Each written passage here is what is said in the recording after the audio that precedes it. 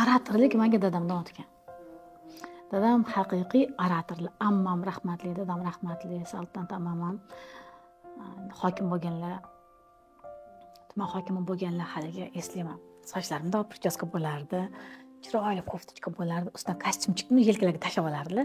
Keyin Velis bo'lardi payt. UAZ, Velis mashina bo'lardi, ular shofyor bo'lardi. Hozirgi jiplarmi endi? O'shanga haligimda tuflichilar bo'lardi, kostyumchilar. Tashab mashinaga ketardilar.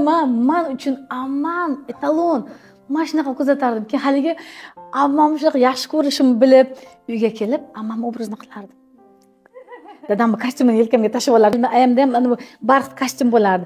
O'shani tashib olib bo'lardim. Ammam Saltanat Ro'ziboyevni edilar.